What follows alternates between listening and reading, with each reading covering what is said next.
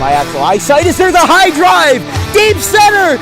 Go, go, go. We're out of here. We're out of here. Say ya, playa. Just like they drew it up in Hollywood. Caladros, the 3-2. Swing and a miss! And the Audubon Green Wave have upset the Kingsway Dragons! And this is it for good! The Audubon Green Wave are back in the Final Four! A dog pile on their side! All right, ladies and gentlemen, welcome to DW Broadcasting's coverage of men's varsity. From our entire crew, we'll see you tomorrow. Have a good one, folks.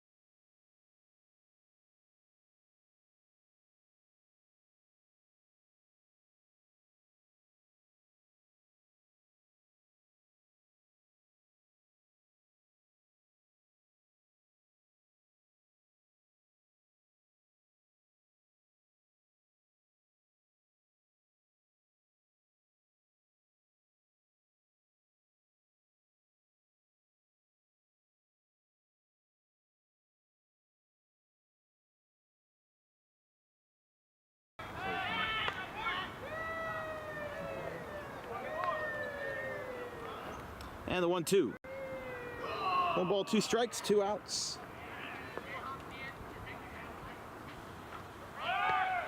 Now to throw down to second base is in time. He got him.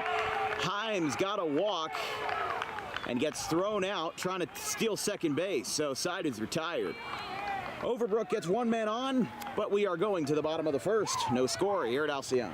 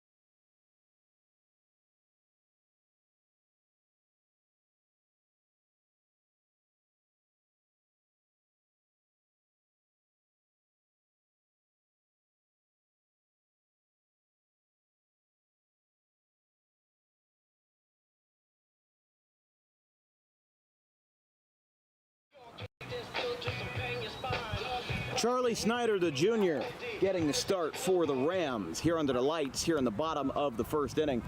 The lefty junior with a 4.42 ERA as a junior for the Rams as the southpaw takes the hill and looks to throw off some of these Rams, starting off with the Sharkey brothers, batting leadoff and in the second spot for the Panthers as the junior lefty looks to settle in.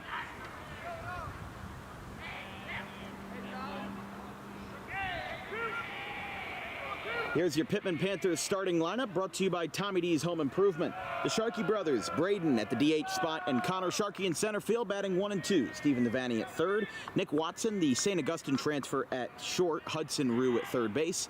Chris Wiley, the right fielder, at right field. Jude Engstrom is the first baseman, batting 7th. John Spaeth behind the dish, and Kyle Kubat in left field, batting 9th. Got a piece of that one foul, and it's 2-1.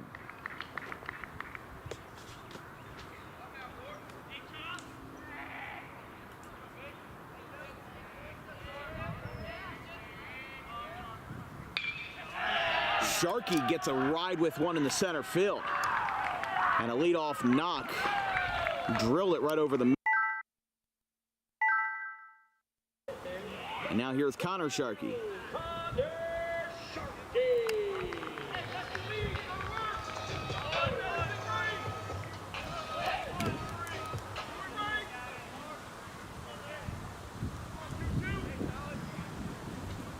With Stephen Devaney on deck for the Panthers. Here's the first pitch and a lollipop attempt to first, not in time.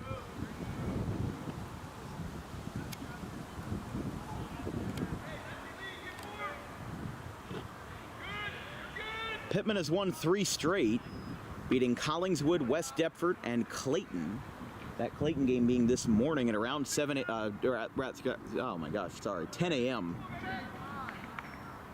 They beat them and then came down here, and now they're going to look for not only 4 straight wins, but 2 wins today. Another pickoff attempt at first.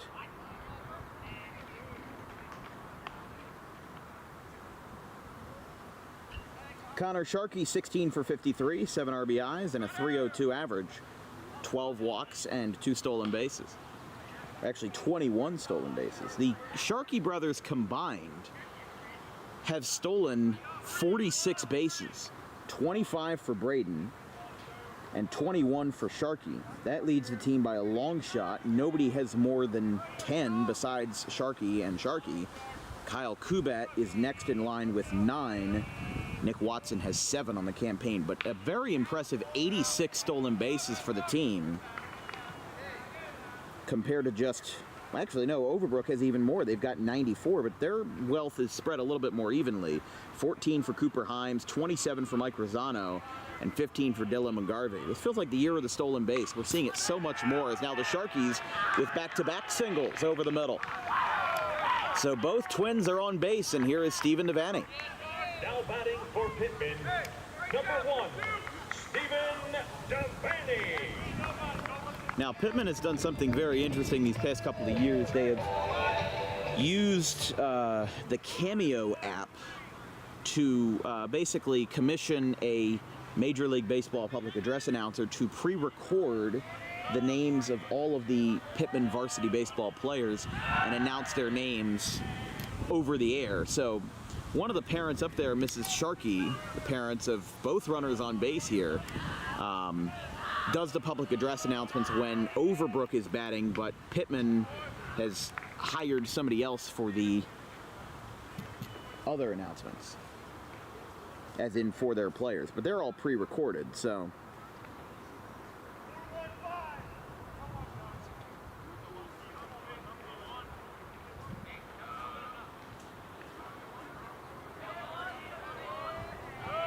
No balls, 1 strike.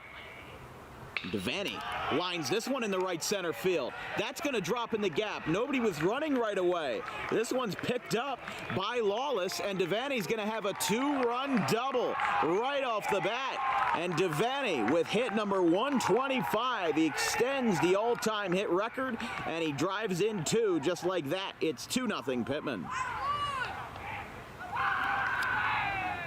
Now batting for Pitman, number 27, Nick Watson.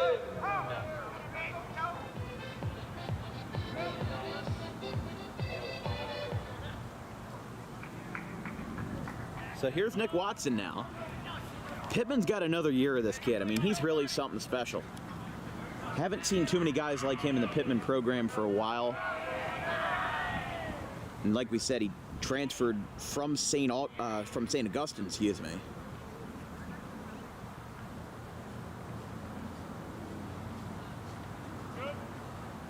But as we were saying when there was no audio on the broadcast, Overbrook has won 7 in a row. They started off the year 2-7 with some pretty abysmal losses in there.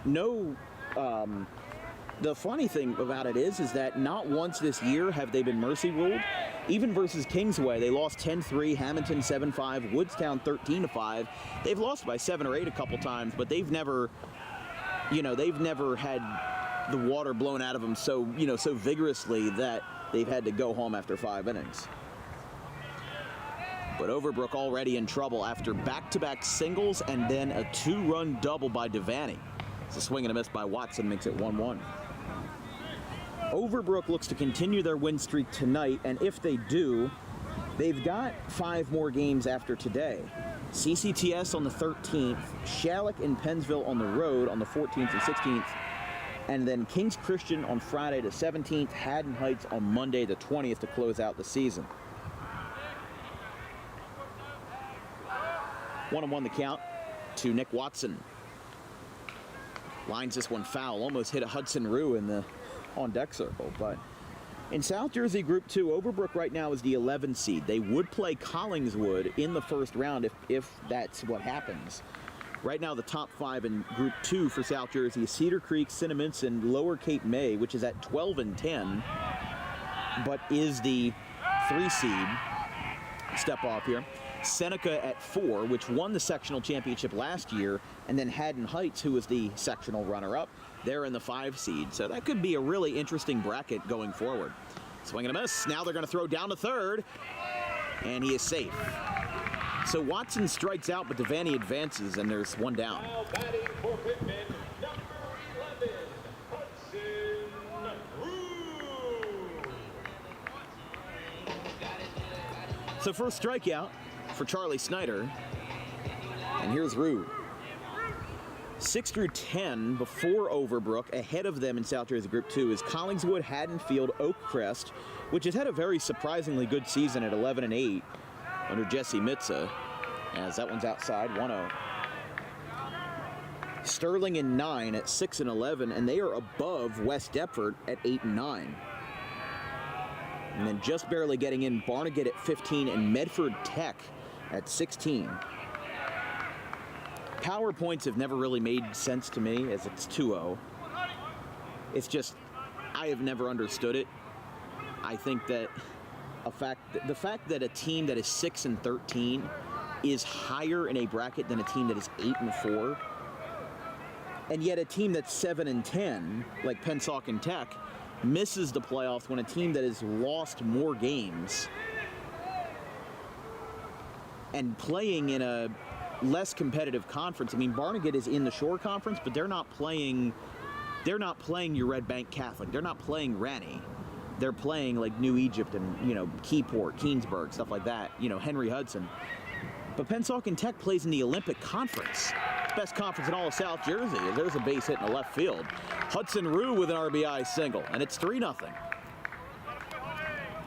Now batting for Pitman, number 10, Chris Wiley. So here's Chris Wiley now, the senior. And Pitman's doing good for themselves in South Jersey Group 1, although they haven't had that many wins over, Group 2s, 3s, or 4s that would put them in that situation. They are right now in the 4 seed. Ahead of them is Audubon, Gloucester, and Pennsville, even with an injured Luke Wood, which is surprising. Pitman wants a balk called against their lefty Snyder, but they didn't get it. Below them is Woodstown 5, Shalleck 6, Cape May Tech at 7, Haddon Township 8, Buna 9, and Wildwood 10. John Hopley's coming out here. He's not happy about the fact that a balk wasn't called. The first base coach, Jim McCabe, came out first and, put his hand up like, what are you talking about? And now the umpires are going to talk this over. I thought he balked, but I didn't think that it was something that they would call, because sometimes balking is a very inconsistent form of calling here.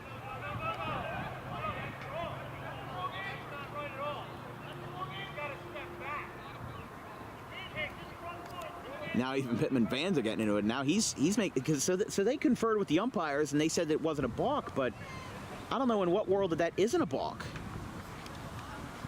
Like, in what universe is that not a balk? He stepped forward instead of stepping back. Like, by definition, that should be a balk, but I think Hopley should let it go and not get himself in trouble, because you're up 3-0 in the first inning, and one extra base runner probably won't make or break your game this early, but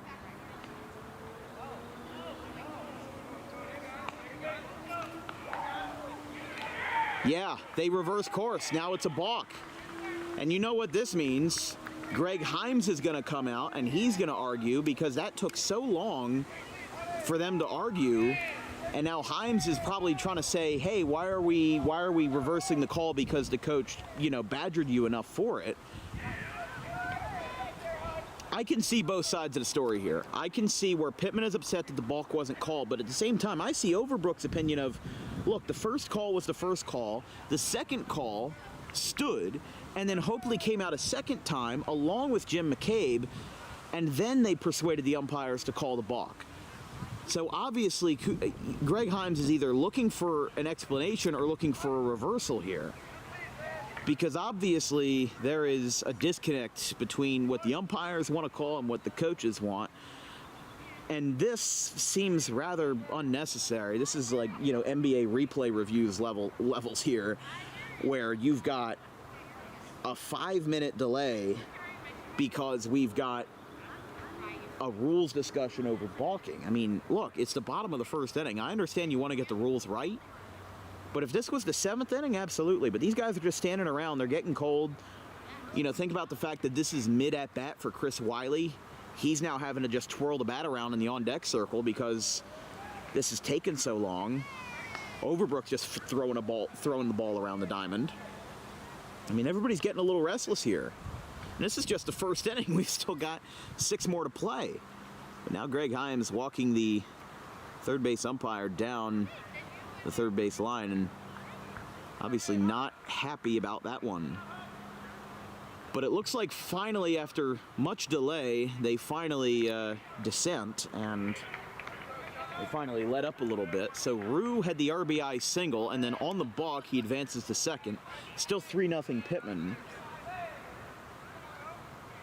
We haven't even thrown a pitch yet to Chris Wiley, who's been standing there for a good 5 minutes now. Here's the pitch from Snyder. He bunts, but pulls back, and it's called a strike, 0-1.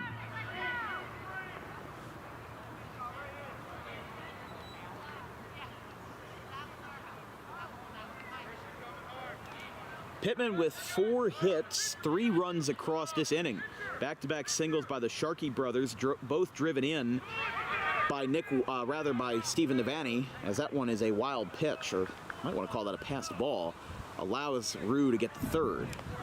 It's an 0-2 count with 1 away. On deck for Pitman would be the first baseman Jude Engstrom, would be the 7th batter of the inning for the Panthers. Here's a pitch. Foul tip, and it goes into Cooper Himes' gloves. So that'll be a swing and a miss for strikeout number 2. Here's the junior Engstrom.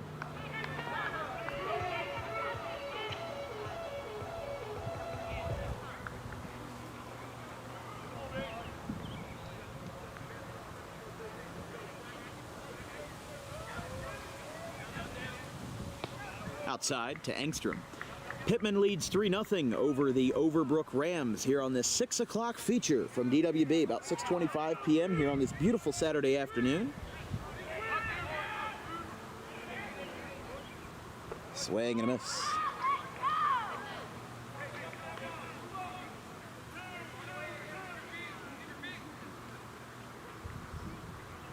One ball, one strike. And the 1-1. Engstrom ahead on that one, and it's 1-2. Overbrook brought Schmidt to the plate, being their 4th batter, but the runner got thrown out, so it will be 4, 5, and 6 in the top of the second for the Rams. 1-2. Golfs this one the third, picked up, throw across the diamond is in time, side retired. Just beat Engstrom by a step, but Pitman blows up in the first inning for 3 runs on a handful of hits. They'll have 8, 9, and 1 in the second, but for now, Overbrook grabs the bats again. It's 3-0 after 1 frame.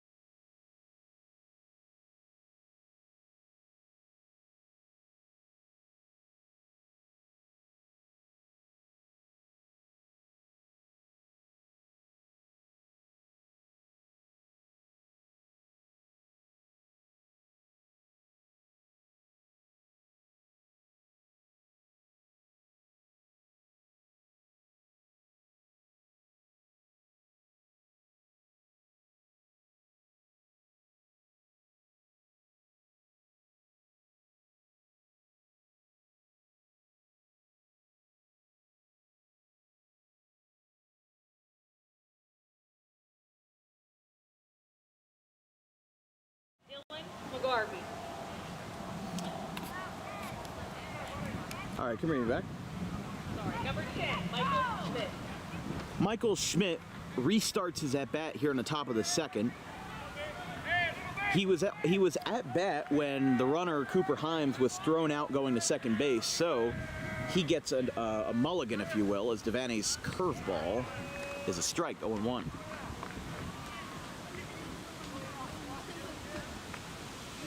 It'll be Schmidt, McGarvey, and Fidanza, 4, 5, and 6 for Overbrook here in the top of the second. That one's down, and it hits Jake Sharrow, 0-1. Now, Sharrow is in the game relieving John Spaeth, who is a senior for Pitman, but they decided to take him out after the first inning after he did start game 1 of this doubleheader versus Clayton. Little foul ball. I mean, it's a little unconventional, to say the least. You know, what we see from these guys. As it's 1-2.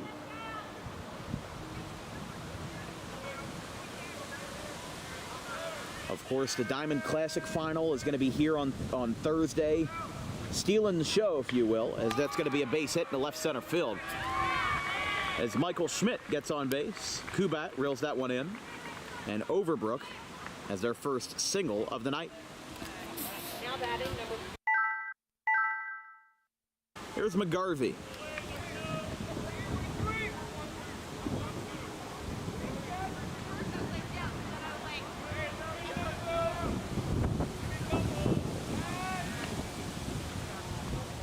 Threw it down to first, not in time. Cherry Hill West beat Gloucester Catholic today, 2-0, to give Gloucester Catholic their first loss of the season. They advanced to face Delsey, which was the runner-up in last year's Diamond Classic. Sharrow went for the slide, but it hits off the top of the dugout.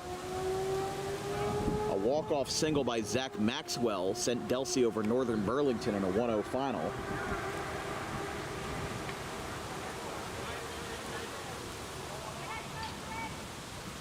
Hamilton West beat West Windsor North 6-4. Woodstown walked off Camden Catholic 6-5.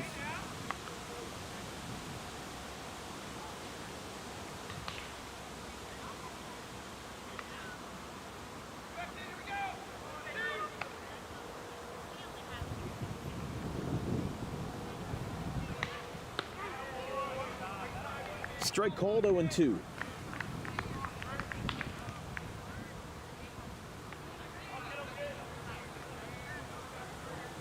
To McGarvey. Threw it down to first, gets away, but they'll hang on to it.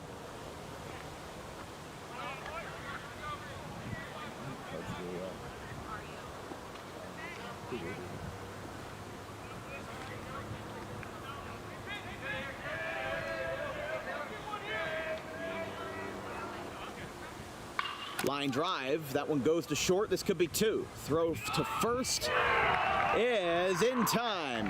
A 6-4-3 double play, and that takes care of Overbrook in the top half of the second. There's 2 away.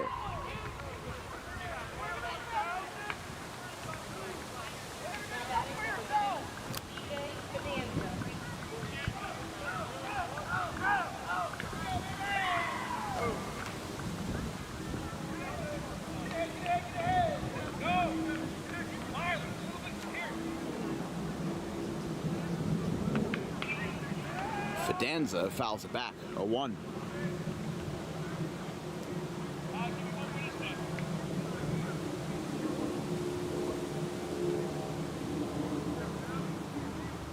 CJ Fidanza, the first baseman and number 6 hitter here for Overbrook. That one's outside, 1-1.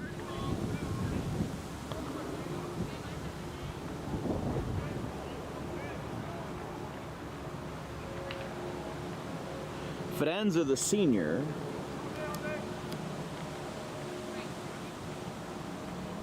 fouls another one to the top of the fencing. Batting .294 this year, 10 for 34, 10 runs scored, 8 RBIs, 6 walks, and 6 stolen bases. 1 ball, 2 strikes, 2 outs. Pitman, after having a nice 6-4-3 double play to at least partially take care of Overbrook's threat, they're now looking to shut it down for good. That one's down, and it's 2-2. Tyler Berger, the younger brother of Eric Berger and Camden County freshman, gets some playing time over there in Blackwood. He is up next. 2-2. Oh, wow. Are you kidding me? Right down the middle for a ball. It's 3-2. You kidding me? Count is full. Devaney looking to take care of Fidanza.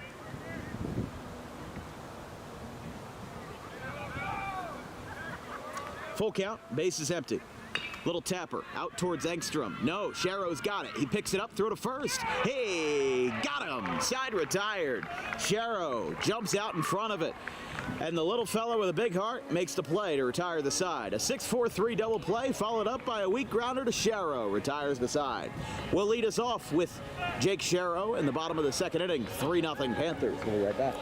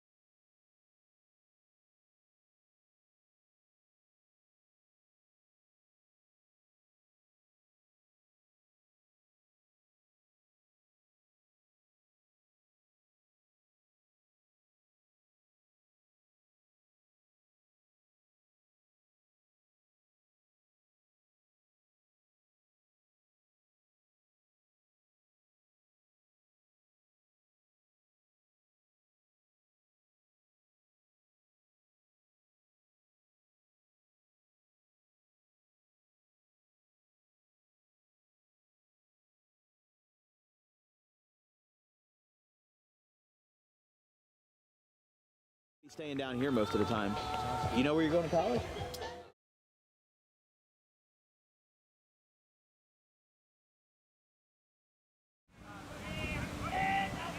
Bottom of the second inning.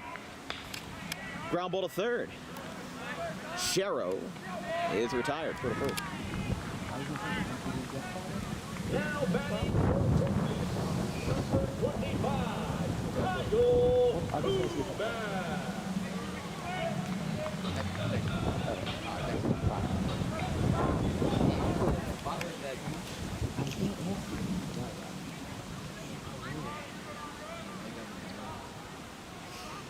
Swing and a miss by Kyle Kubat.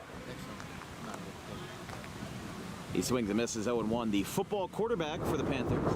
Of course, Pitman is getting a football game next year, but you'll find out on June 1st at the DWB football release party, as there's a foul ball. We're going to have fans, coaches, players, and ADs, everybody, joining a virtual Zoom call and party. We're going to have a wonderful live stream, and we're going to reveal the 2024 fall football schedule. Starting off with a triple header on the 29th of August. As Kubat fouled that one off his foot. Looked like he hobbled down a little bit, but he seems to spring back up. So after Sharrow grounded out for the first out, I mean, what Overbrook has to do is they've got to induce some quick and easy ground balls. I think that's what you got to do in that kind of situation where you gave up 3 runs in the first inning. You're kind of looking for a settle down frame. You're facing the bottom of the order. Get a little bit of confidence back in your system. Because the last thing that you want if you're Overbrook, you came all the way here. You don't want to get mercy ruled for the first time all year, because these guys have lost by 7 or 8 runs a couple of times, but they haven't been shut out the door. As there's going to be a throw down that's high and allows Kubat to reach. The fence keeps it in play, so it'll just be a 1-base E6. And he gets aboard with 1 out. Now batting for Pitman, number 2, Brandon Sharkey.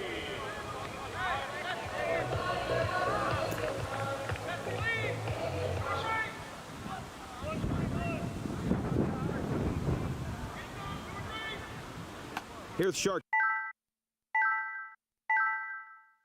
Throw down to first. I don't know what kind of pickoff move that is, but it's something. I'll tell you that.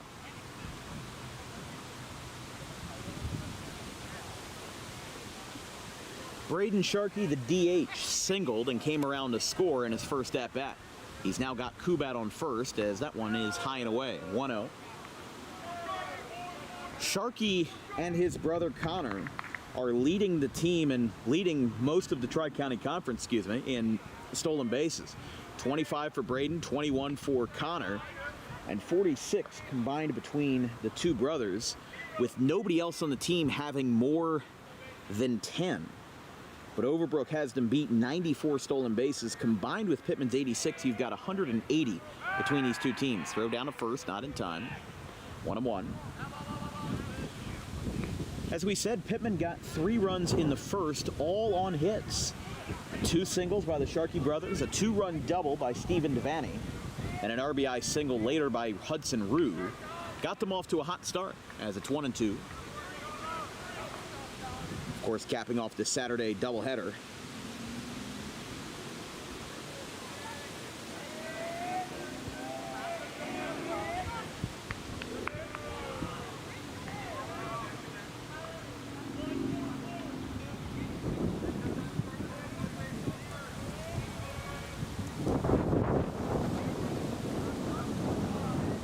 Two balls, 2 strikes.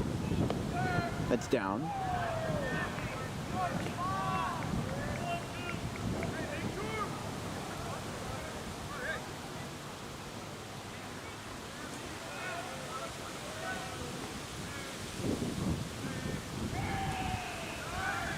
High chopper. That goes into left field, a base hit for Sharkey. He's 2 for 2. And he puts Kubat on second base here. Number 22, Sharkey.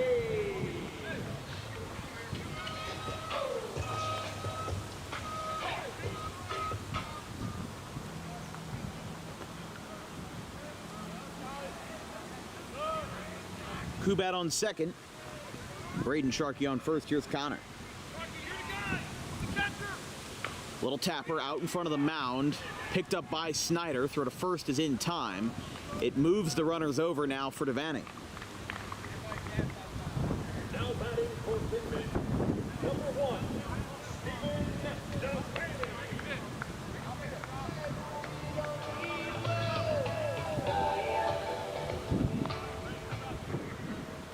I just figured out what that chiming is that blocked the audio on the broadcast for a little bit there. It's the camera. So, hold on here. Here comes a throw down to the plate on a wild pitch, and he scores. Kubat gets in there, and it's 4-0. So I figured out what it is. So when I adjust the shutter on the camera, it makes a chiming sound, but I don't hear it because it's plugged into the capture card. A couple of viewers have asked me about that recently. What is that chiming noise? I never noticed it because it doesn't make a noise on the camera. The noise goes directly through the capture card and goes on the broadcast. Fly ball right center field. That's going to drop. That's going to get a run home. And the Sharkey brothers now a combined 4 for 4.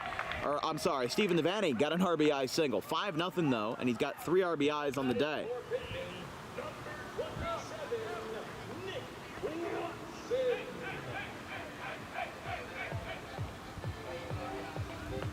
I am sorry, guys. Just haven't had my best stuff tonight. But it's 5-0 Pitman here in the bottom of the second. 2 down, and Devaney on first with another hit and another RBI. So he's 2 for 2 with a double, a single, and 3 RBIs.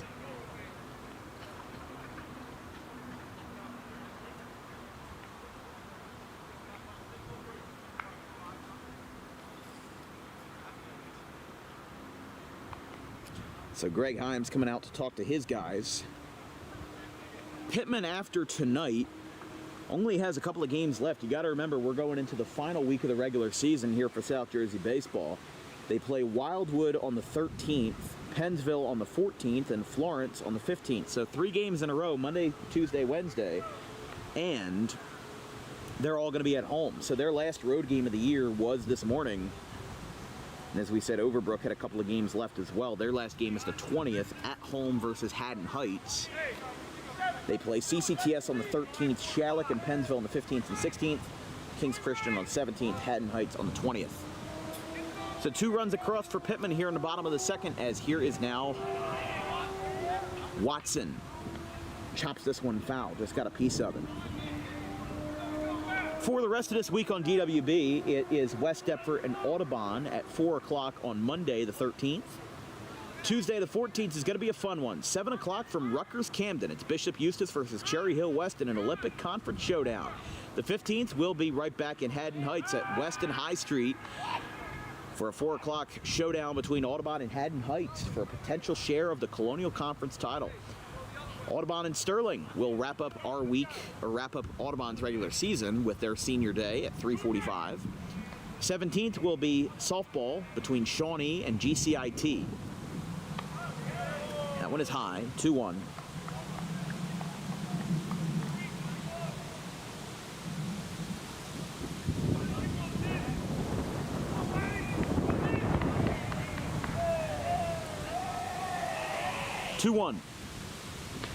Now they're going to throw behind the runner. Almost got him, but he hangs on in there. With Jackson Austin pinch running at first for the pitcher Devaney after his RBI single. So Snyder's going to look to lock back in a 5-0 Pitman game here in the bottom of the second. Here's the pitch. Swing and a miss. Watson now with the count full, 3-2. Hudson Rue, who had an RBI single in the first, is on deck for Pitman. They're off to a hot start here early.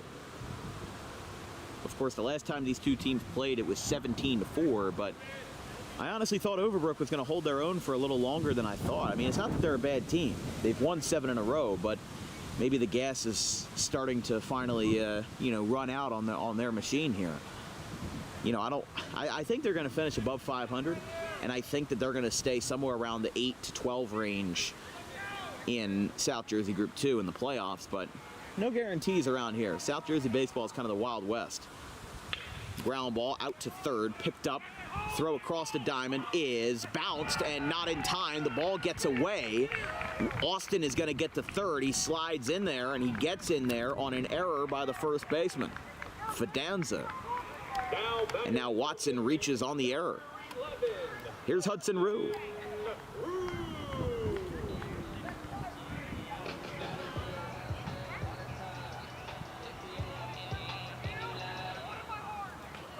Overbrook with their second error of the inning, and now that Himes comes out for a second time, Charlie Snyder is out. It's 5-0 Pitman, but they've got runners on the corners and 2 outs, looking to match their 3-run frame in the first with another offensive outburst. We'll be right back. 5-0 Panthers.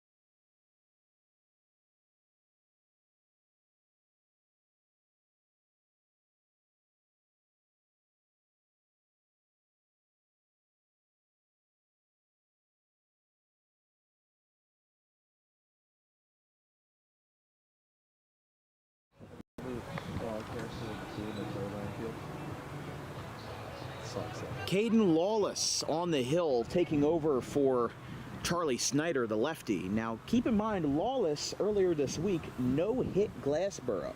He threw 5 innings, and one of his fellas threw the rest. And so I guess after Overbrook hadn't had the success that they wanted after Snyder only going an inning and 2/3, they are now going to reverse course and go with Lawless. He's got 21 1/3 innings, 34 strikeouts, 15 walks, and a 2.62 ERA.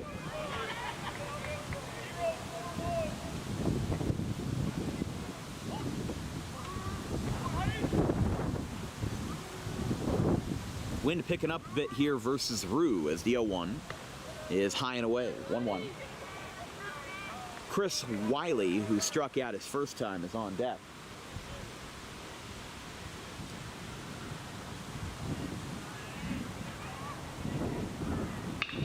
One hit out towards right field straight away, but it's caught. Side retired. Pitman gets 2 more runs to match their 3 in the bottom of the first. We're through 2 frames, and Pitman is looking like they're going to be comfortable for most of the night here on senior night. 5-0 after 2.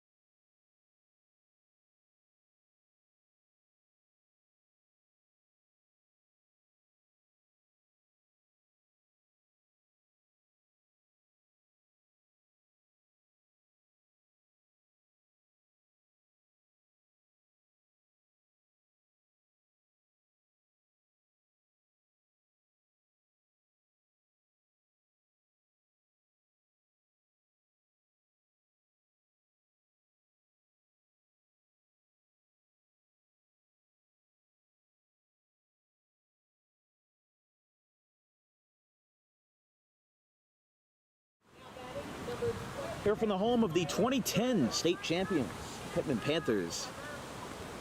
Here in the top of the 3rd, they're off to a great start here versus Overbrook. 5 runs in 2 innings. As this one is hit out towards shallow left, Watson can't get there, and nobody's got it. A base hit to start off the 3rd for the Rams.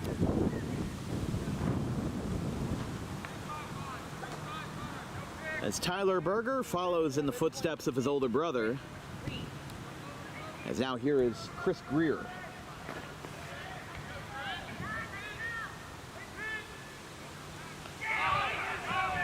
Throw down to first, he got him.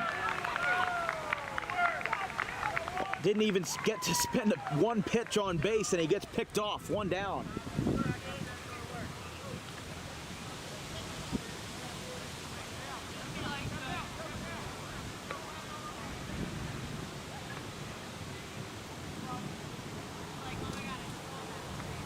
So Chris Reese now, the lefty batting here for the Rams. Overbrook's got 2 hits, but they've been taken away both times. They had a single in the 2nd that was erased by a double play, and they had a single to lead off the 3rd that was erased just now by a pickoff. Swinging a foul tip, 0-1 to Chris Reese.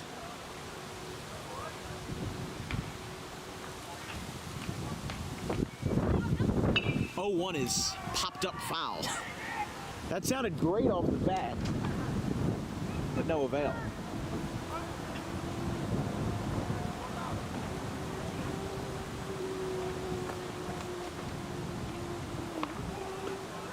Caden Lawless on deck for the Rams as it's 1-2 now.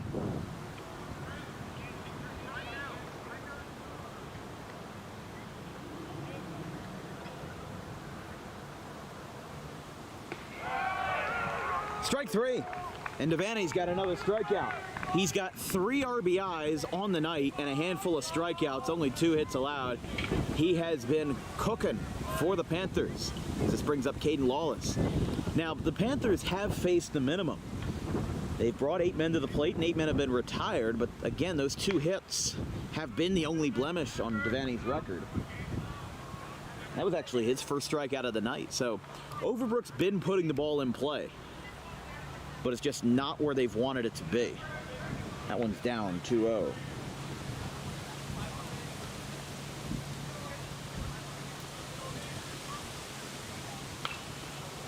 Foul back. 2-1.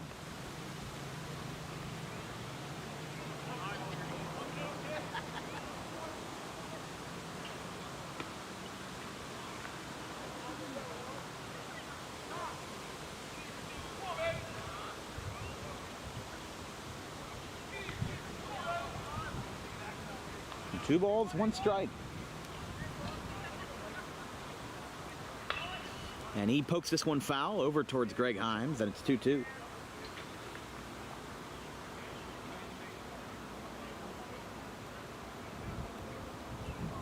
The Mets just broke up a no-hitter versus Atlanta down to their final out.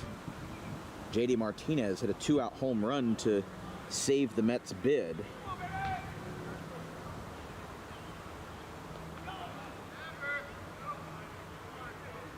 Three-two. 3 balls, 2 strikes, 2 outs here in the top of the third. Pitman leads 5-0 over Overbrook. 3 runs in the first, 2 runs in the second, 3 RBIs by the pitcher, Stephen Devaney. And a foul ball over towards the roundabout. Count is still full. Getting a little bit chillier here as it's the second weekend of May and it feels a little bit like late March. But I mean, you know, we've had a couple of games this week that have been in the high 80s. You know, almost feels like summer. There's a swing and a miss. And Devaney with 2 strikeouts in the third. He has faced the minimum. 9 up, 9 down, but 2 hits on the record for Overbrook. They look to continue the offensive barrage in the third. 5-0 Panthers.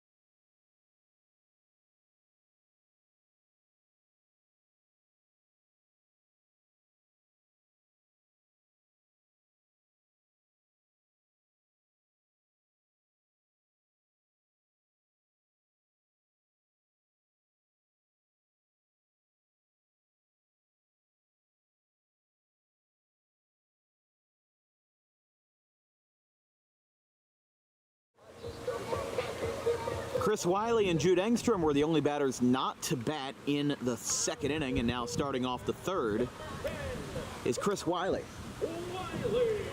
Another senior for the Panthers here. Will be followed up by Jude Engstrom.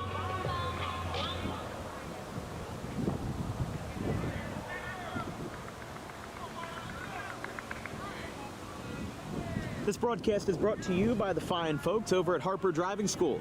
95% of students pass their road test on the first try because of Harper Driving School. Visit today and book an appointment at Suite 4 of the Total Turf Complex in Pitman, right off of Lambs Road.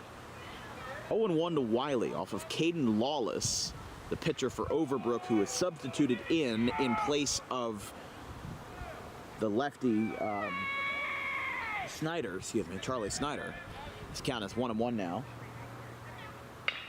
Gets on top of this one, goes right back to the hill. Throw to first is in time. And Wiley is retired. One away now for Jude Engstrom. Number 34, Jude Engstrom.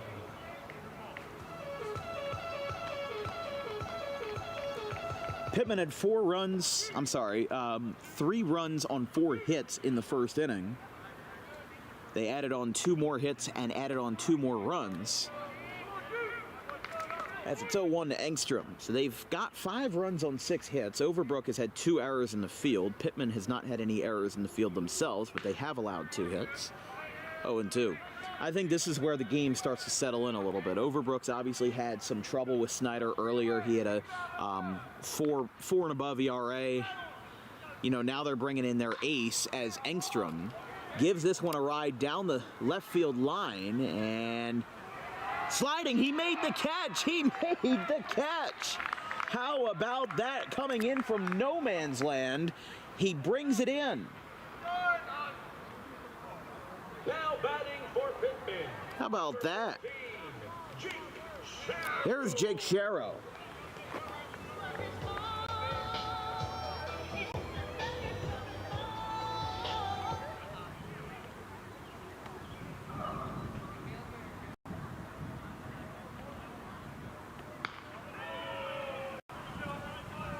Ball to Engstrom.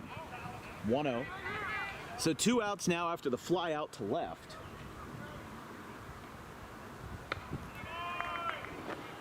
And it's 2-0 now.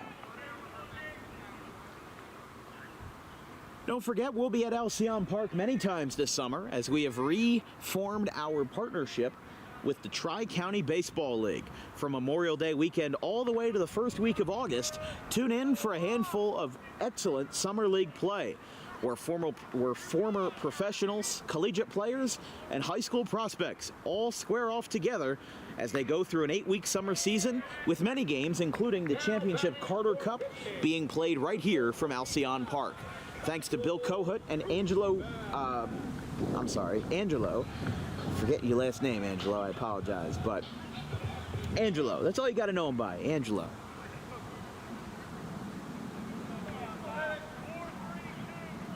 His son's name, nicknamed Bones. Angelo Bones. Bones Sr.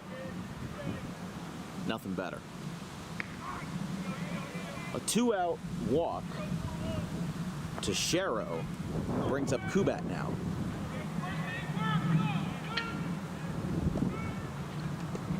Dane Collum running at first in place of the catcher Sharrow, but it's quickly 0-2.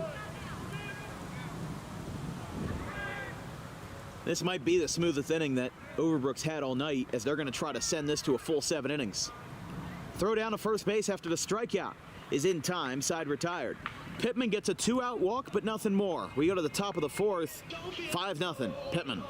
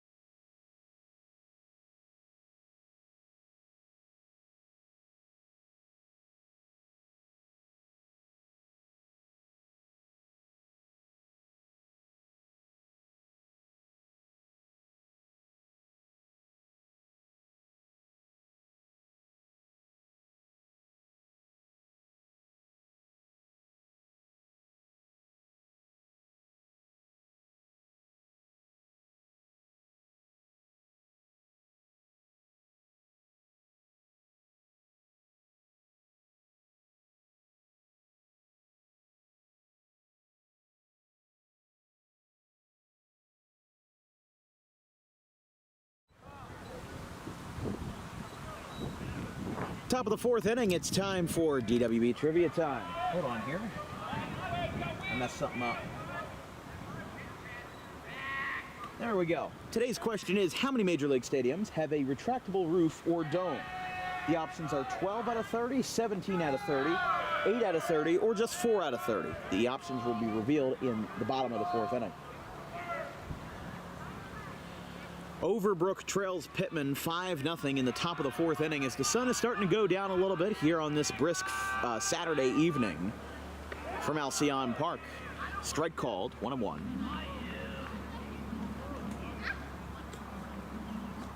Overbrook really had their most spotless inning yet. They gave up 3 runs in the first, 2 in the second, and then went scoreless in the third, only allowing a 2-run walk, but no further damage as it's 2-1. But Rossano, Snyder, and Himes, 1, 2, and 3 for Overbrook, will bat in the fourth as it's 2-2. This broadcast is brought to you by Garden State Pet Center. Keep your pet happy and healthy today with the most organic food products available in South Jersey. 2-2.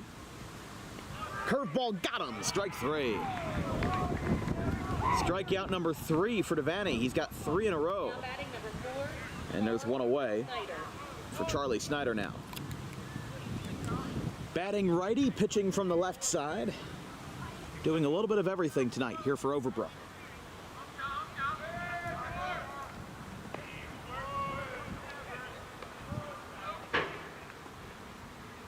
Snyder takes it's 1-0.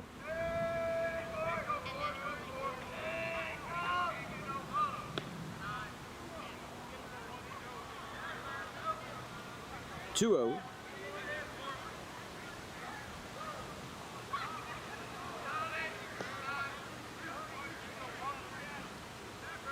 And now it's 3-0. So Devaney in a little bit of trouble here versus his former pitching opponent on the hill, Charlie Snyder.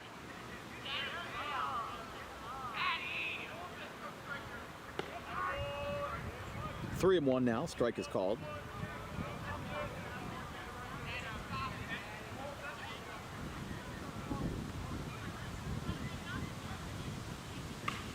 Little tapper foul and the count is full. Batter in the on-deck circle caught it.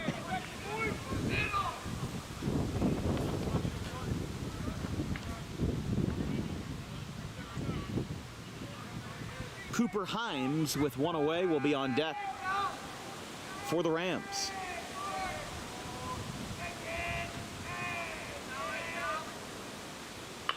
Pokes this one out. Devaney hits it off of his glove. Now he stutter steps, and he is safe by a hair. Just missed it. Now batting number 12, And a big one-out single as Devaney really had nowhere to go but almost made the fading play anyway, like a fading jump shot. And now here's Himes. Overbrook with their third hit of the night. Pitman would need a double play or a pickoff move in order to have a chance at still facing the minimum here for Devaney. He's got 3 Ks, no runs allowed, and just 3 hits here.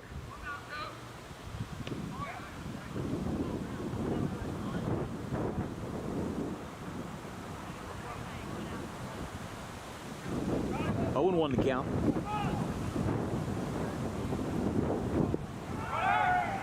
That is down. And he slides into second safely.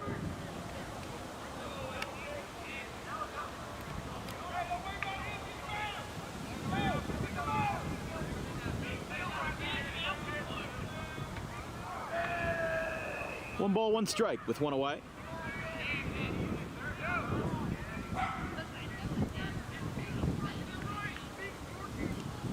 Versus the meat of the order for Overbrook. Here's a 1-1. Tapper foul, and it's 1-2. Himes walked in the first, but was retired trying to steal second base, and that ended the inning. Pitman's up 5-0 here in the bottom of the fourth. I'm sorry, in the top of the fourth. But in the bottom of the fourth, they're going to look to strike Caden Lawless for a couple more runs and see if they can get a 5-inning mercy rule, which would be the first mercy rule against Overbrook this year. Now, Pitman has handed out a couple of those this season. Not too many. It's not like they've been blowing everybody out of the water, but they've certainly done it to a few. That one is hit out towards straightaway center field. It's caught by Sharkey. Runner does not tag, and there's 2 down. They opened up the season with a very easy 16-2 win over Salem. They mercy ruled Wildwood, Salem again, They've only done it 3 times, and they've been bitten by the mercy rule once versus Pennsville, which could make for a really interesting playoff, saga storyline, because Pennsville right now is the number 3 seed, Pitman is the number 4 seed, but anybody can be mercy ruled on a bad day. I remember last year, Collingswood played Audubon, and Collingswood hadn't beaten Audubon since 2009. I'm sorry, since 2015, but it was the first time that Collingswood beat Audubon by 5 or more runs since 09. And then Pennsville was on the other end of it too. They lost like 19-1 to GCIT. Some nights you have it, some nights you don't.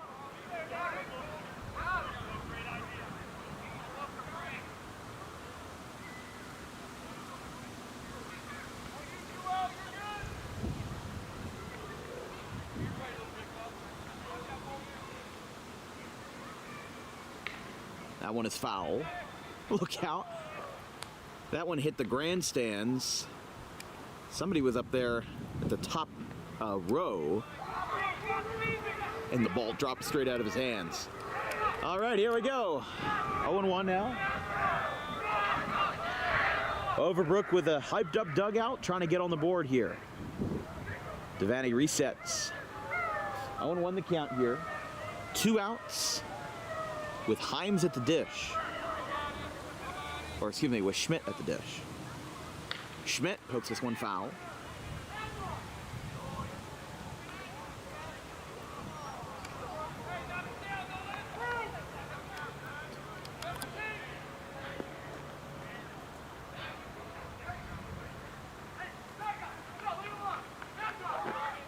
Two strikes, 2 outs, runner on second. Overbrook trying to get on the board, and a floater into right field. This one's a little deeper. Wiley tracks it down and makes the catch. Side retire. Pitman still leads 5-0 as Overbrook leaves the runner in scoring position, and for the first time tonight denies Pitman the minimum. We go to the bottom of the 4th. It's still 5-0 for the orange and white.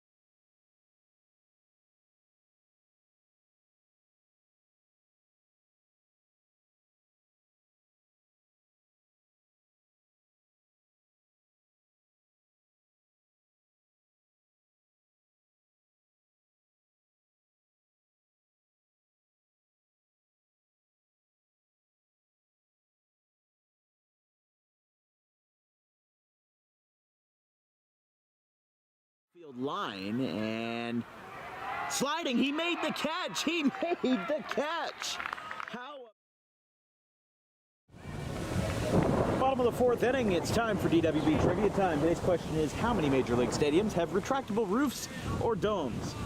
The answer is 8 out of 30. That is C. There's a little tapper up the line, takes a funky bounce, gets dropped, throw to first is in time. He got him. Sharkey just got it missed, and a good rebound at first saves them from an error, and there's one away.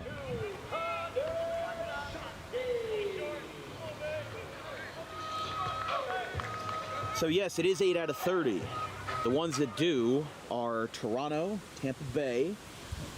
Why am I blanking on these?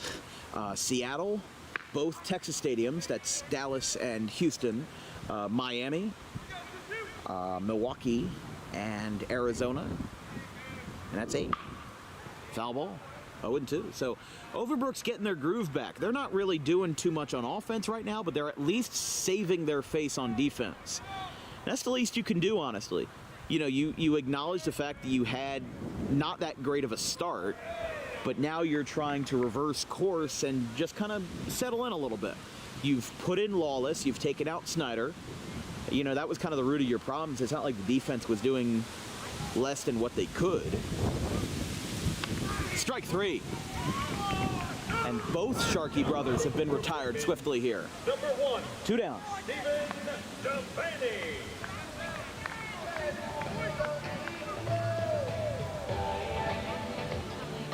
Strikeout number 2 for Lawless, and here is Devaney. He is 2 for 2, and he has lit up Overbrook tonight. 3 RBIs, a double, and a single. Devaney gets folded on that one, and it's 0-1.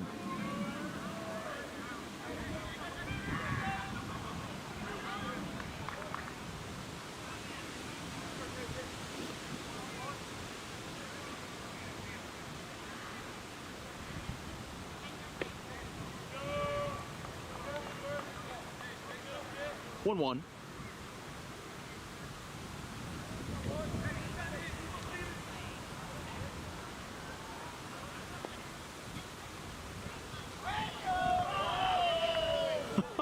2-1 there. Had a little trouble there.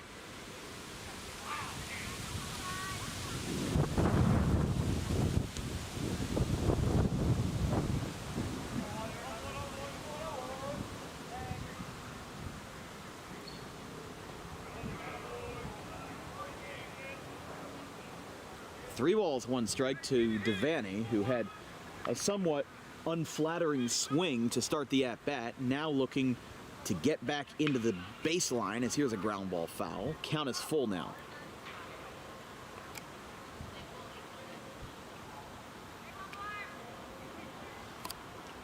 Here in the bottom of the 4th inning, Pitman got 5 runs in the first 2 innings, 3 in the first, 2 in the second. Haven't materialized much since, and Overbrook has held them at bay, but they haven't done any counteroffensive stuff on the offense. There's a base hit in the left field. He is 3 for 3. I don't know what else you expect out of this guy. He's throwing a shutout on the mound, only 3 hits on the board, and he's 3 for 3 with 3 RBIs. I mean, that's perfect. Here's Watson.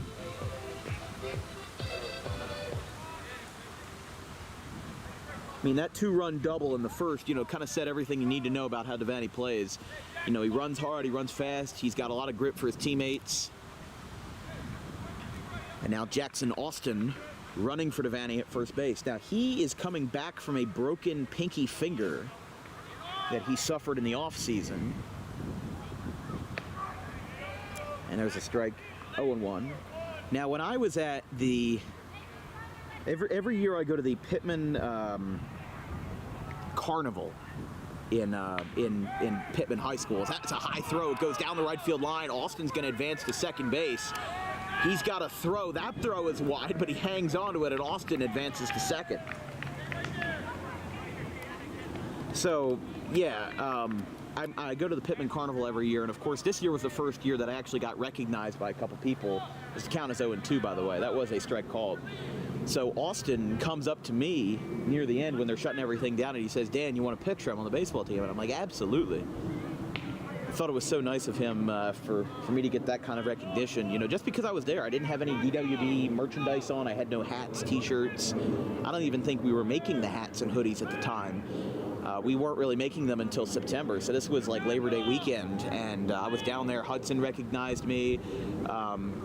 You know, a whole bunch of guys down there recognized me. I was there on the last night of the carnival, but I've gone every year for the past like 10 years because my cousin lives down here. I've got a lot of family in the Pitman area. Everybody, you know, there didn't know me before, but now that they know me because I do the broadcasts and everything like that, I always find it to be pretty cool. Fly ball to left, straight away, and it's caught. Side retired. Pitman gets a runner on thanks to a base hit by Stephen Devaney, and he has been rocking and rolling. He's got a shutout on the mound, and he's 3 for 3 at the batter's box. We're halfway through, going to the top of the 5th, 5-0 Panthers.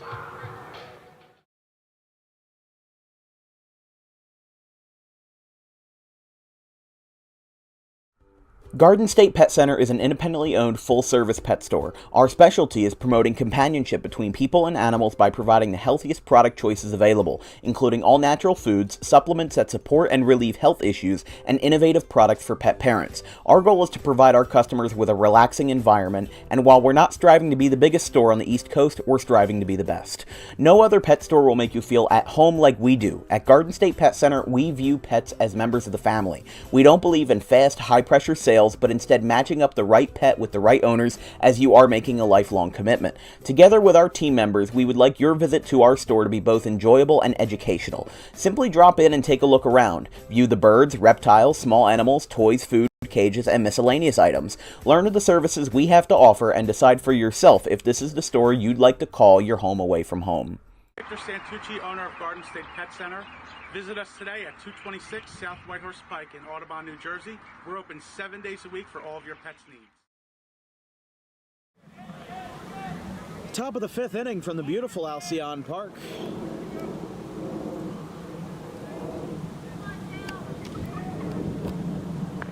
First pitch is high, 1-0.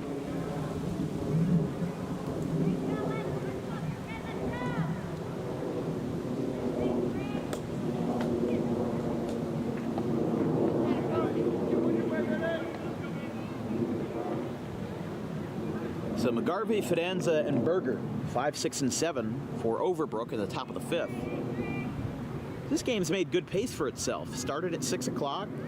Here in the fifth inning, just an hour and 20 in. You know, we've had a couple games this year that have run especially long, and the first game we did today was a short one, 1 hour and 40 minutes for a 7-inning game, the second shortest in DWB history. Popped up. Rue calls for it, and he makes the catch. One away. Now, the longest was also this year in March between Cherry Hill West and Gloucester Catholic, which originally was just a scrimmage that they had, but they ended up rematching today. West beat Gloucester Catholic the first time, 11-4, and now they beat them a second time, this time for reals, and it was a 2-0 final. So here is CJ Fidanza. Fidanza grounded out to the catcher his first time.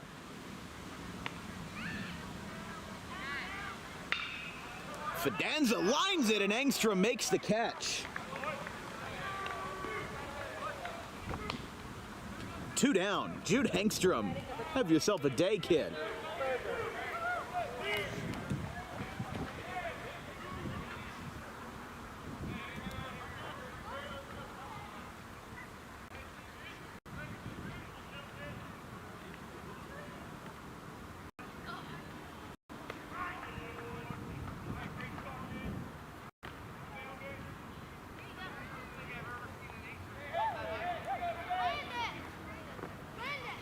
Owen won the count to Berger. That one is down. 1-1.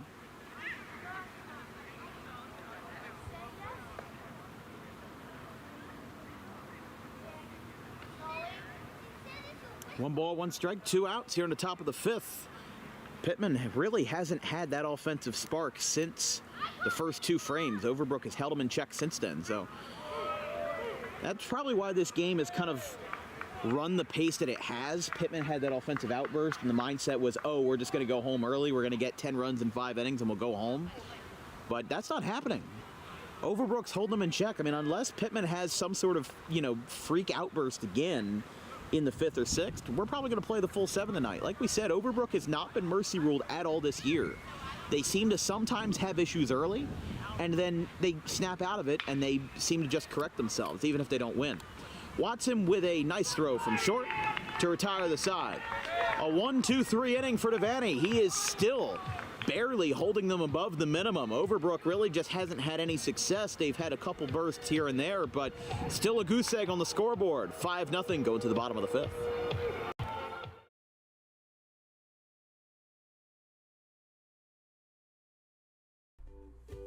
In life, the road ahead is full of possibilities, but to navigate it safely, you need the right skills. Harper Driving School is the premier driving school serving Gloucester, Salem, and Camden counties. With experienced instructors, many of whom are teachers in local schools, we are dedicated to your success and will help you master the road with confidence. With an over 95% success rate of students passing their road test on their first try, you know your student will be in good hands while embarking on a huge step of their young adult lives, all while avoiding the lines at the DMV and getting insurance discounts. We chose Harper, and so should you.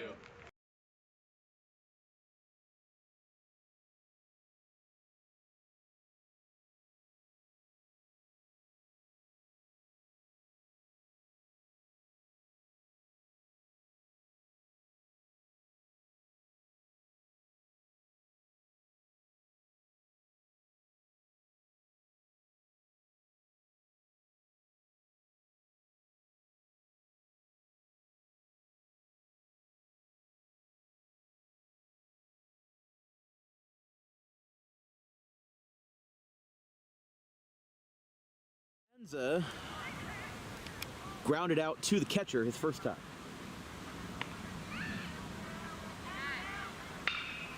Fidanza lines it and Engstrom makes the catch.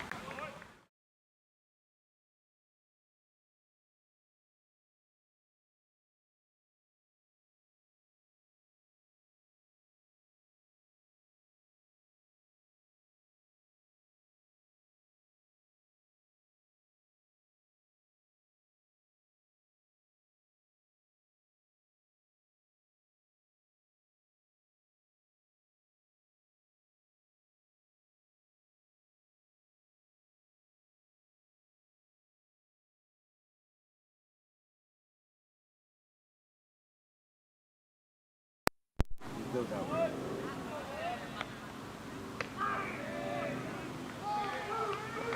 There's a strikeout for Lawless, one away. Now batting for Pitman, number 10, Chris Wiley. Still going to be something we're going to have to figure out with the audio. That's always difficult to nail down. We figured out what the chiming noise is. We're basically doing tech support mid-broadcast here, which I always find to be a bit fun. 1-0 to Wiley. Wiley's 0 for 2. Strikeout and a ground out to the mound in his first 2 plate appearances.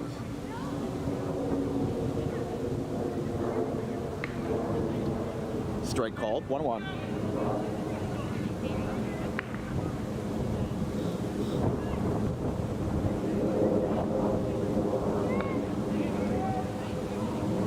One and 2 now. Pitman scored 3 runs in the first inning. Got 2 in the second, and Overbrook with Caden Lawless now on the hill have held them at bay since. 1-2. Fastball. Got him. A late call, but Wiley is retired on his second strikeout. And here's Engstrom. Back-to-back Ks for Lawless. And to be fair, he's been a good guy to kind of, you know, put an end to the offensive outburst. He was kind of the tourniquet for Overbrook. Was he going to be the guy that probably should have started the game? I don't know. But, you know, last time he pitched was a couple days ago, so he probably couldn't throw the full 7 if he wanted to. I mean, right now, you take away that first inning and you've got a completely different ball game. And you're talking about what happens if Overbrook gets a tying run on base. Well, Overbrook now that first inning did indeed happen, here's a ground ball to third. Going to be a quick 1-2-3 inning, but Overbrook still has some steps to take to get back into the game. However, they're a little bit closer now that their pitching has locked down Pitman pretty nicely here. 5-0 going to the 6th.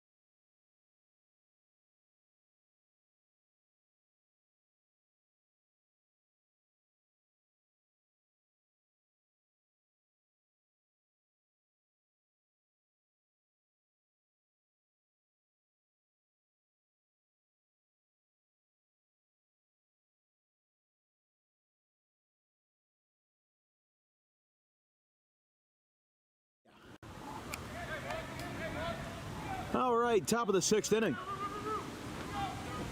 This broadcast is brought to you by Tommy D's Home Improvement. If there's a swing and a miss, make your dream kitchen come true today with wholesale kitchen cabinets and countertops at heavily discounted rates. Visit at 612 Creek Road in Belmar, next to the 42 on-ramp. We got a pinch hitter for Overbrook. Number 1, Lewis Hanna.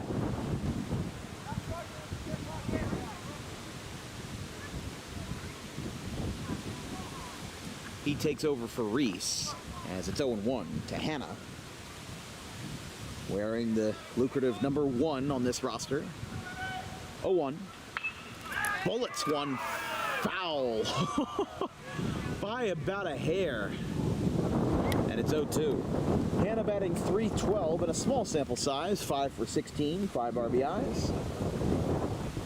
1 walk, 2 hit by pitches, and 2 stolen bases. 0-2.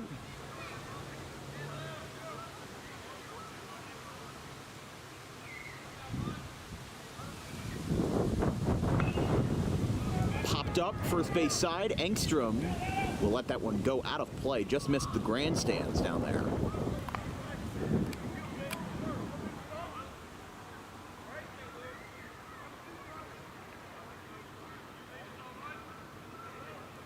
No balls, 2 strikes.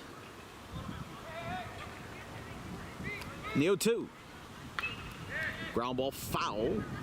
A good catch by Greg Hines on one hop there. Of course, both dugouts are packed, considering that there's no, as far as I know, there's no JV game for this. And even if there were, it would be at Joe Lang Field, which... Oh, Engstrom, did he make the catch? No, he dropped it. Heck of an effort, though, by Jude Engstrom. And it's 0-2. But even if there was a JV game, the field at the high school, Joe Lang Field, does not have lights. So they would have had to play it at, like, noon or something. But why would you? You'd probably play it at like 3 o'clock and then have the guys come down here with a ground ball to third. Rue has it. On the money. And after a lengthy at-bat, Lewis Hanna is retired, and there's 1 away.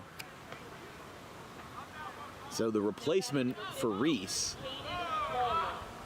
rounds out the third. But Caden Lawless still gets to grab a bat here in the 6th, as Overbrook is very swiftly down to their final 5 outs.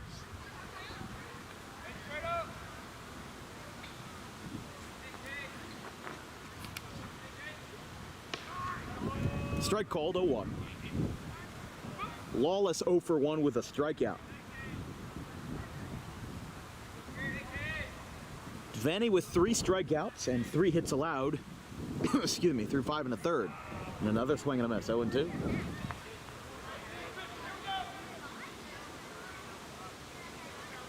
Here on a beautiful May night.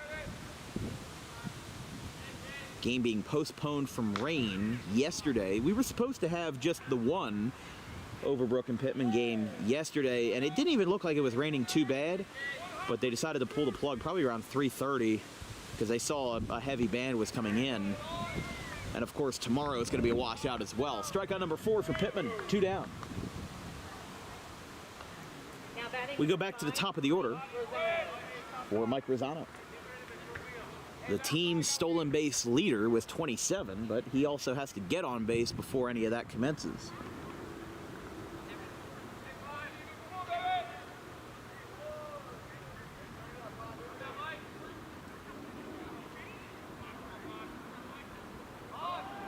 There's a bunt back to the mound, throw to first. Is in time. Close call, but quick active defense there. Brings Pitman to the bottom of the 6th. They've got one more chance to send this game away on offense, but even if they don't, they've been moving smooth and Stalen here. It's 5-0.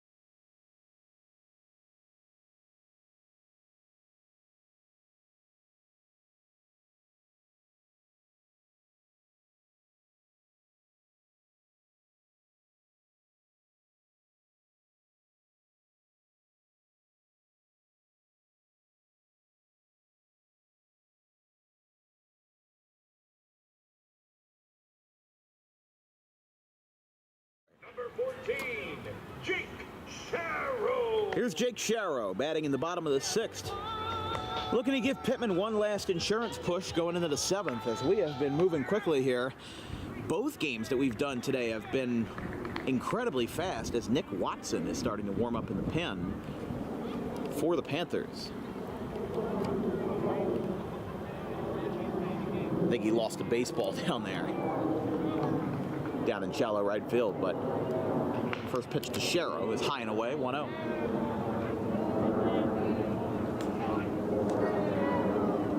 Sharrow, Kubat, and Braden Sharkey, 8, 9, and 1 for Pitman in the bottom of the 6th, as there's a strike called, 1-1. Now, for the viewers at home, we will not have a post-game interview. Instead, we will be, I will be doing the announcements of the Pitman seniors tonight. Mrs. Sharkey, who does the public address announcements for Pitman, will be on the field as she is introduced with her sons, as there's a strike called.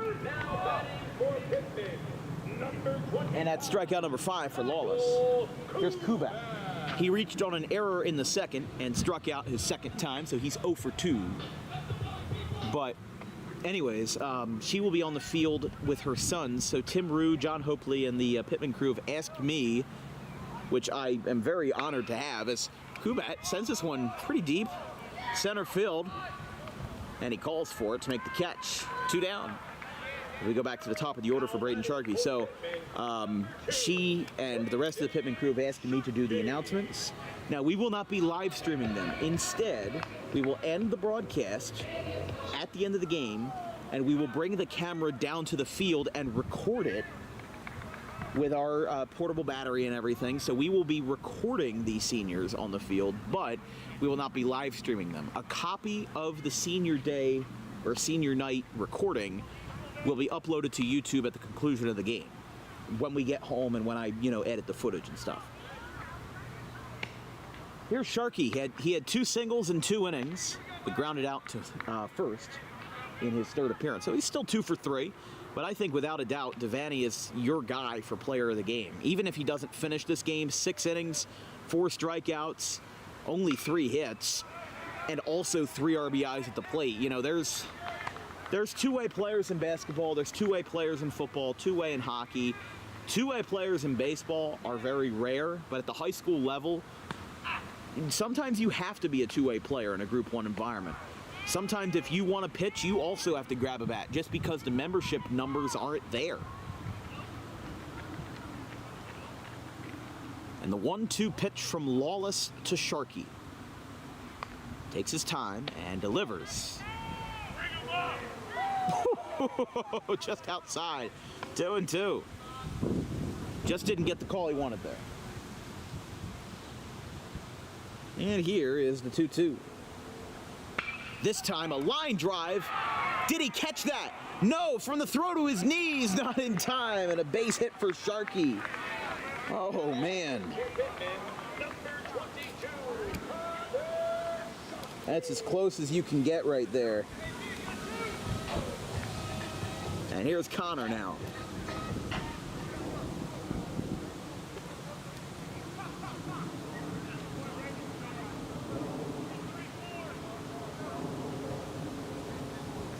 Sharkey now 3 for 4.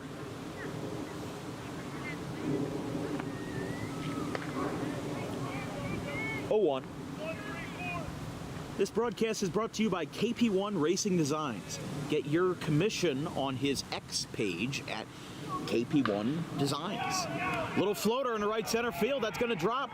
The offensive barrage is back. A base hit by the Sharkey brothers. They've done it in tandem before, and they've done it again. He's now 2 for 4. And here is Devaney. Obviously, Watson getting pulled from the bullpen just because he is going to be on deck.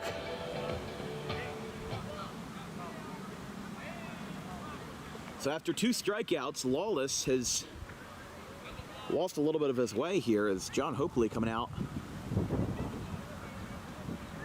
Sharkey is coming in from third base.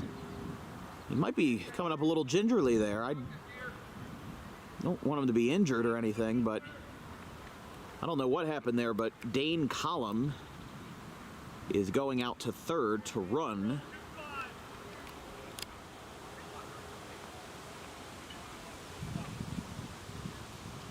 As there's a line drive by Devaney, foul.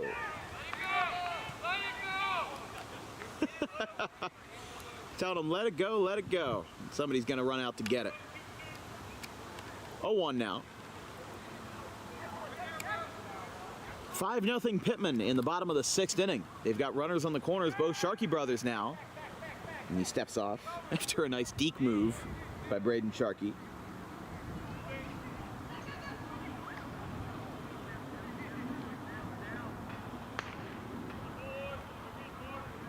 (1-1). On Monday, we'll be covering West Deptford versus Audubon. We've got 3 Audubon games next week. West Deptford versus the Green Wave on Monday. Haddon Heights versus the Green Wave on Wednesday the 15th. That is at Haddon Heights. And then Audubon Sterling on the 16th. Should be a fun time. That's a 1-1. That is down. He tried to throw from his knees, but pump faked, and now that puts runners on 2nd and 3rd. So both Sharkey brothers in scoring position here. If Overbrook falls tonight, they'll be at 9-8 going into their final push of the regular season next week. So that one's outside. 3-1 now. If Devaney walks, Watson would be on deck, and it looks like he's going to pitch the 7th because he was just warming up for a while there, and now mid at bat, Himes is coming out to talk to Lawless. He's been nice tonight. Came in the middle of the 2nd inning on very short notice to relieve Snyder, and he held him to no runs ever since. You know, shut out in the 3rd, 4th, 5th, and for now the 6th. So came in, you know, an inning and 2/3 after Snyder, and right now he's at 4 1/3. Or excuse me, he's at 4 innings right now, but he's been good. Overbrook had somebody warming up for a little while, but I don't think they've put him in yet, and I think honestly they know that they have a steep hill to climb to get back into the game in the 7th. And they've had a 7-game win streak, but you also have to ask yourself, well, who were they playing? Well, they got back-to-back mercy rules versus guys like, you know, Salem and Clayton. And along with that, also Glassboro, who has really not had the season that they wanted. They are 5-11 this year. Their only win, they were 3-1 to start the year, and then they've had wins versus Pensgrove over the middle, but they've lost to everyone, including Paulsboro and Deptford. They've been getting blown out a lot, but you know, Anthony Korma still leads a good squad. They went, you know, for a respectable record last year. But now here's Watson. They were 14-10 last year. You know, they made it to the quarterfinal round of South Jersey Group 1, beat Shalleck, lost to Buna, the eventual state runner-ups. They held their own versus some good teams, but they dropped a lot of players.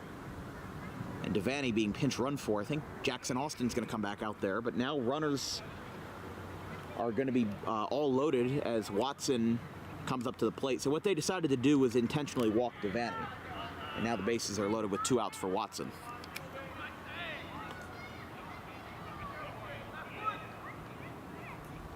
Nowhere to run, nowhere to hide. And yes, it is Jackson Austin on first base, running for Devaney. There's a strike.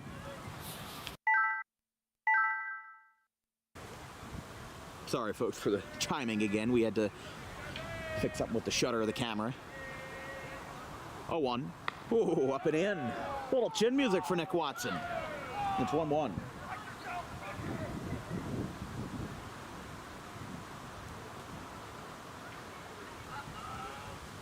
Overbrook's next games, as they close out the season, they're going to close out the season on the 20th versus Haddon Heights. But they've got 5 games left in the regular season. Their last road game, they've got CCTS, Shalleck, Pennsville, Kings Christian, and Haddon Heights. Pittman's only got 3 left, and they play Monday, Tuesday, Wednesday. Wildwood, Pennsville, Florence, straight up. And that's strike 3, side retired. So Watson strikes out with the bases loaded, and Pitman is still held scoreless after, again, those early outbursts in the 1st and 2nd inning. They put them ahead, and that was all they needed. We go to the 7th, 3 outs away from a senior day dub, 5-0.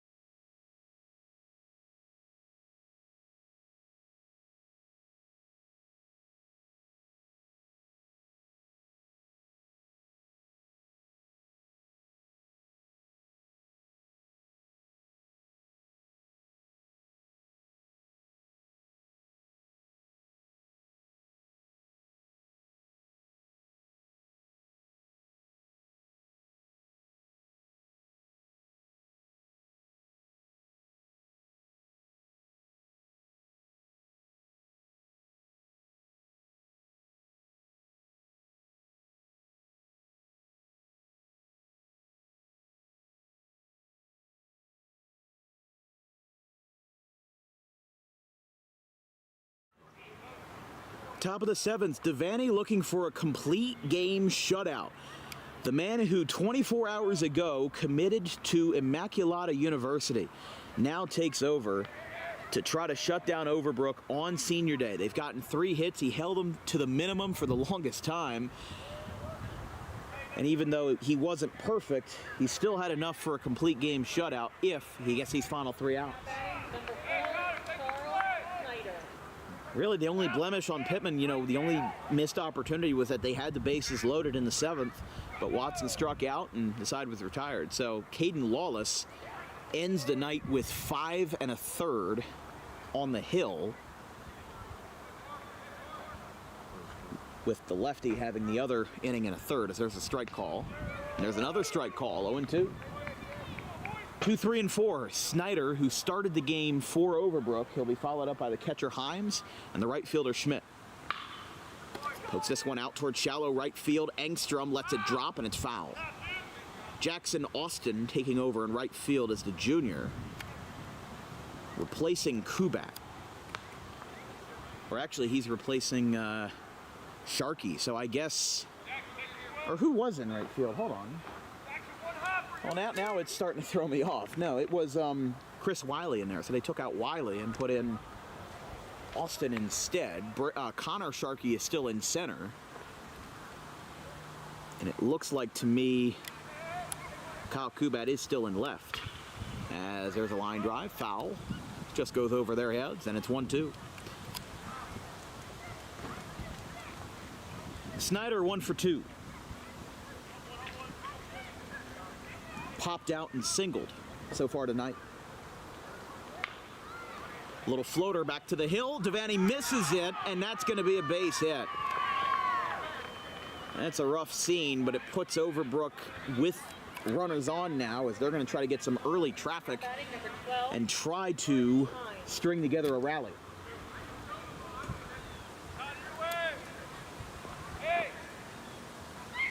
Here is Himes now.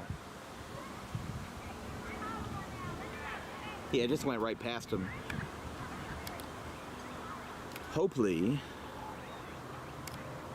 just coming out, and is he going to take Devaney out?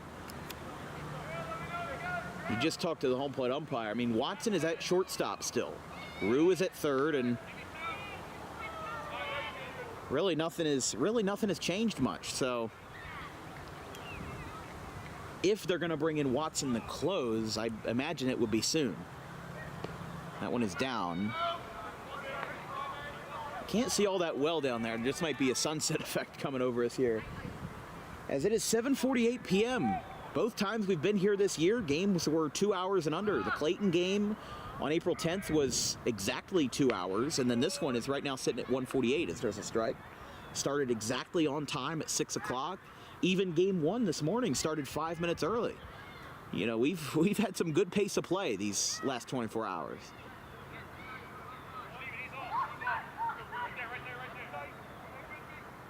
One ball, one strike.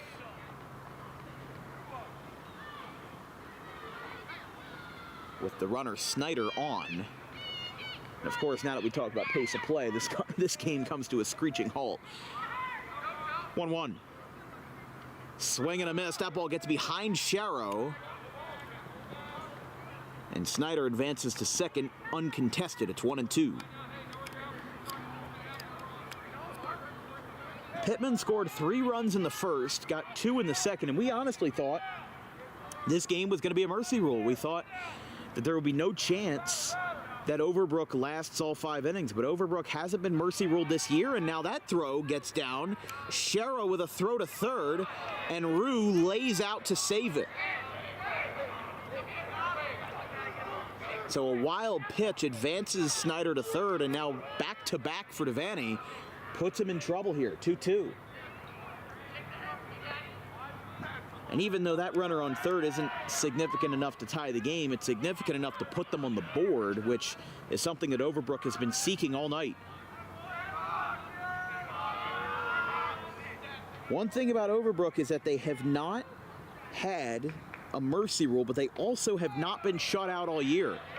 3-2. They lost to Glassboro, but they scored 4. And even in only one game have they only scored one run, 6-1 versus Collingswood. In every game except for one, they have scored 3 or more runs. There's a ground ball to Watson, throw to first is in time. So the run does score, but there's one away.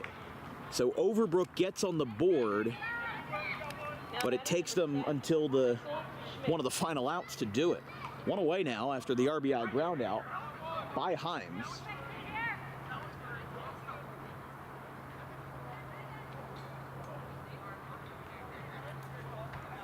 Now here is Michael Schmidt. Schmidt 1 for 2, had a single in the second inning.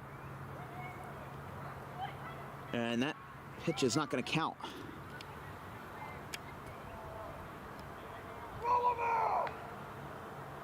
What's the problem here? He just started signaling to the Overbrook dugout. Was it a bench warning because they were saying something, or I'm not sure.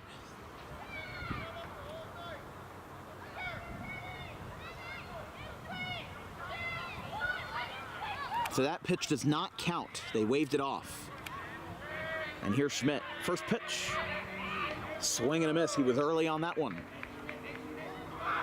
It's 0-1.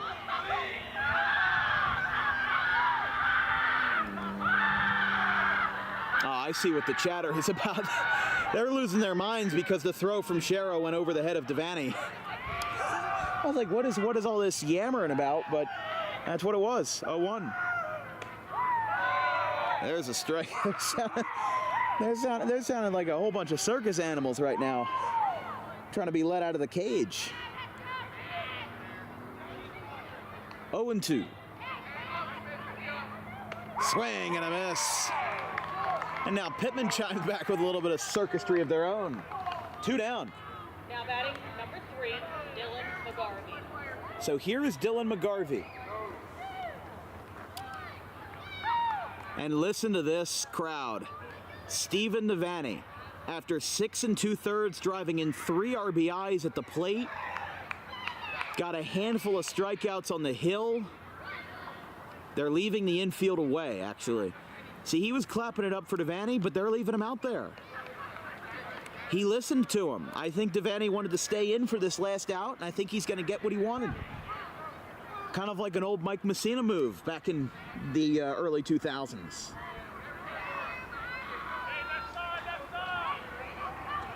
So here you go. McGarvey 0 for 2 with a double play and a fly out. First pitch is a ball, 1-0.